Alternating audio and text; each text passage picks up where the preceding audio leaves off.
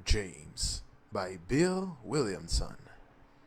James Rolfe let out a long, defeated sigh and turned up the volume on Paranormal Activity 420 Blaze It.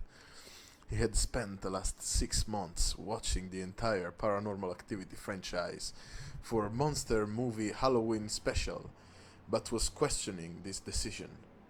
Is this what it has come to? He thought to himself. With another long sigh, he turned off his Blu-ray trademark player. The ceiling lamp was now jingling around while ecstatic moans from the bedroom upstairs filled the house. Oh yes, fuck me harder, Mike! Brown bricks, Minecraft. James hurried outside for some air. Fuck this life. He understood, of course, he could never hope to compete with motherfucker Mike Matei. It was known that his huge 12-inch girth was a big cock for her, and he understood she needed to be sexually satisfied. But did she have to moan his name? Not even once did she accidentally moan James's. I am only her damn husband, he cried out in a fit of rage.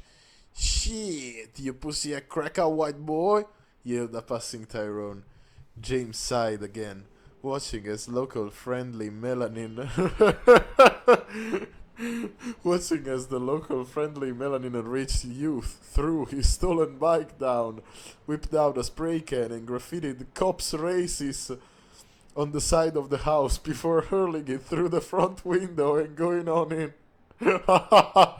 Fuck, raged James' inner voice. Another 5,000 and I just got that all fixed. Prices had surged ever since Hillary had become president. The times were getting even tighter. YouTube had pushed their AI clone channels to the fore, while coming down hard on original content producers. His channel was not eligible for advertising or sponsorship, so he was relying solely on Patreon donors. This is why he was reviewing the Paranormal franchise, because a patron had requested it. This is realer than real life, actually. It was a warm March morning, thanks to the global warming, so James... this is a sci-fi story, that's right. Thanks to the global warming, so James wandered down the street. A gentle breeze whispered in the crisp new leaves of the trees, rustling softly. Shh. At the end of the road, there lay a forest, where James and his parents used to go sometimes at weekends for picnics. Pleasant memories came flooding back as he meandered slowly through the trees. Father showing him how to spot animals, mother teaching him the names of the plants, and that one time, when he was very young, a long-forgotten memory suddenly resurfaced, like Doug Walker's wife at SeaWorld. He frowned. Who was he with? He could only hear the voice, an older man, maybe his grandfather. When all seems lost and hopeless, find the dark pool in the forest. At the hour of quads, 'tis the hour of frogs. Jump in and fear no more. Unleash the power of the boar. What did he mean by this? Thought James. Those words had haunted him for many years. He had forgotten them when he met his fair lady wife. Caw, caw, caw.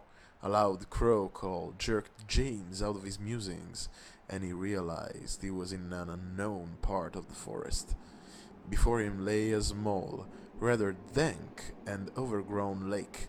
Surrounding the lake, there were 7 sycamore trees, evenly spaced.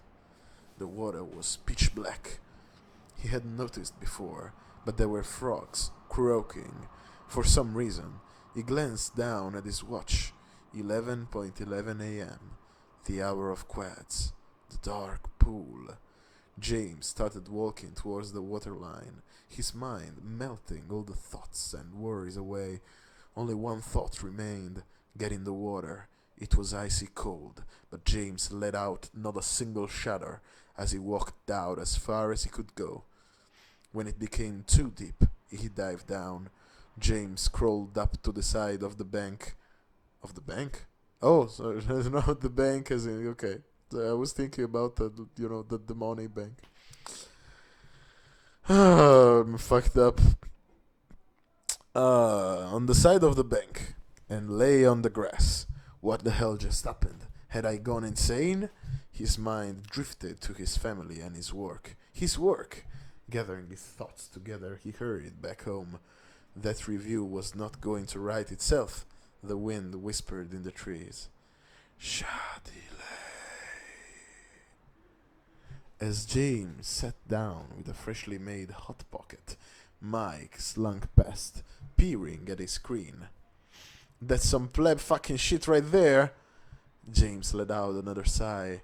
Yeah, I know. Hey, Mike, want to cameo or something in this video? Nah, I'm good. Mike wiped his 12-inch myth sword on the back of James's neck. The stink of his cum and Mrs. Rolfe's pussy slowly pervading the air. Suddenly, a hideous wail shuddered through the house, a wail that hit James in his heart like a diamond bullet. Roar! James shuddered. James! For fuck's sake, will you fit it already? Yelled the bossy, whining voice of Mrs. Rolfe. James, you fucking cis white male, don't make Tyrone beat your ass. Don't make me make Tyrone beat your ass. Mrs. Rolfe descended down the stairs, her scraggy kick leaking sour milk as they flopped obscenely with each step. James winced at the sight of her roast beef flaps, florid and stinking from the endless poundings, the cum of 1,000 men flowing down her thin meth addict core thighs like a polluted stream. Fucking hell, James, I ask one tiny little thing of you. But she never finished the sentence. At that moment, James picked up the source of the hideous wailing. His retarded child.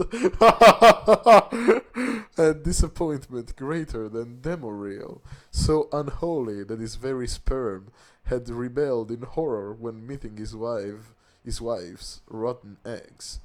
No, whispered James. What did you say to me? No. The fuck, James? What the actual fuck? No! The final no rang out so loud that a stereotypical flock of birds in the trees outside suddenly flapped away, and then it began. James felt a surge of primeval rage rush through him. He started twitching and grunting, hog-like. He could feel himself growing in size, his muscles feeling as though they're going to burst. He roared at it. Che cazzo, porco Dio! He roared as his nose turned to a snout. As the huge tusks erupted from the sides of his jaw, he grunted and bristled as coarse hair erupted all over his body. But most of all, he felt power. Shit! Said Tyrone. Boar James darted forward and threw his retarded child, smashing Tyrone in the head. K.O. Boar James charged forward and impaled his crypt keeper wife with his enormous tusks, shaking his head from side to side, disemboweling her. He grunted and took a massive dump on her face as she lay dying, clutching her intestines. James, fuck you! Boar James roared with rage, picking up Tyrone's lifeless body and ran outside. What? Picking up Tyrone's lifeless body and ran outside? Maybe he picked up Tyrone's lifeless body and he ran outside, throwing it onto Mike's car. You're the native English speaker here. You shouldn't really rely on me for stuff like this. Mike's terrified face peered out. Please, James, I'm your friend. Your wife was just a whore. I did what any man would do. Boar James head butted through the windscreen and ripped out Mike's throat. You were not a good friend, he roared, the power of the boar flowing within his veins. James then began to run. There was a certain man in Chicago who needed to be dealt with.